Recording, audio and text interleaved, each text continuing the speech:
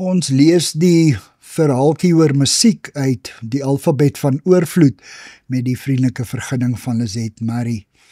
Lizette sê, ek luister na 'n groepie jong mense wat in ons woonkamer musiek maak. Soms so, impromptu. Die jong klomp sing uit hulle hart. Nie oral op noot nie, en die gitare is nie perfek ingestem nie. Tog word ek geraak deur die opregtheid en die oorgawe waarmee hulle sing. Waar ek in my kamer lê en lees, hoor ek 'n djembe trommetjie se doef klank en die ritmiese stryk en tokkel van gitaarsnare. Soos die aand aanstap, verinnig die klanke. Uiteindelik is al wat oorbly die herhalende laaste halleluja en amen. Kort hierna woon ek 'n repetisie by van 'n professionele koor wat aan Brahms se Requiem werk.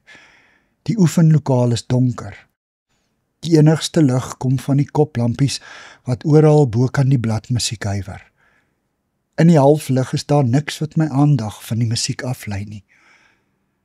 Ek gee my oor aan die ingewikkelde harmonie. Die stemme word 'n lieflike, suiwer offer aan God. En ek luister met my hele wese na die boodskap wat deur die musiek gedra word. Musiek is die taal van die hart. Dit voer mee, dit ontroer, dit vibreer in elke sel en vesel. Soms is ons woordeskat ontoereikend. Ons kan nie werklik sê wat 'n stuk musiek aan ons doen nie, of hoekom 'n sekere lied ons diepste wese aanraak nie. Musiek is God se geskenk aan ons, waardeur hy ons 'n glimps van sy heerlikheid gee. Dit maak nie saak of ons effe van die noot afsing, of as lid van 'n uitsoekkoor ons lied laat weer klink nie. Wanneer jy met oorgawe jou handel of singend na God uitstrek, raak jou vingerpunte die soem van sy kleed. Jy word gelig uit die beperkings van jou eie liggaam en word deel van iets veel groter as jouself. Die poorte van lof skuif voor jou oop. Die ontroering wat musiek bring, is van kleins af in ons ingebou, al weet ons dit nie. Toe my kinders kleuters was ek by 'n Bybelstudiegroep van Sotho vroue betrokke. Terwyl ons in die kerk besig was, het my kroos daar rond gespeel. Die vroue se meesleurende sang kon ver gehoor word. Wonderlike liedere van lof en aanbidding, vers na vers na vers, swewend oor die kerkbanke na buite.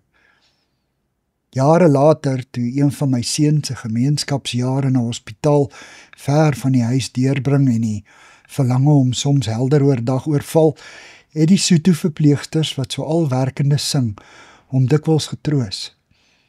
Al die bekende melodieë en woorde van kleintydse bidure by die kerk, vertel hy.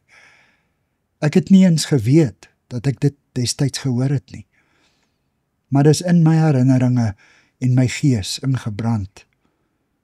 Soms bring die aanhoor van 'n geliefde lied ons onstuimige hart tot rus. Dit sis ons bang gemoed soos 'n vertroude slaapliedjie waarmee 'n ma baba aan die slaap wieg. Soms in die middel van die nag word ek wakker met die woorde van 'n lied uit my kleintyd. Juig al wat leef, juig voor die Heer. Of sing vrolik, hef jou stem na bowe. Die bekendheid daarvan is gerusstellend en troostend. Van al die kere se luister en sing, het dit deel van my geestelike woordeskat en erfgoed geword, sonder dat ek daarvan bewus was. Daarom moet ons oopstel vir die goddelike klanke van geestelike musiek, want elke lied is ten diepste 'n gebed waarin God se majesteit besing word. Wanneer die klokke in Paastyd beier om Christus se opstanding aan te kondig en die opstandingsmusiek wêreldwyd weer klink, is dit ook 'n oproep om vir hom 'n nuwe lied te sing, uit dankbaarheid, dat ons wat dood was, nou lewe. Dankie vir die saamkuier. Ek deel Lizette se kontak en webblad besonderhede in die inligtingsparagraaf van hierdie voorlesing. Daar is ook skakels na voorlesings van Lizet se ander publikasies wat op hierdie platform beskikbaar is.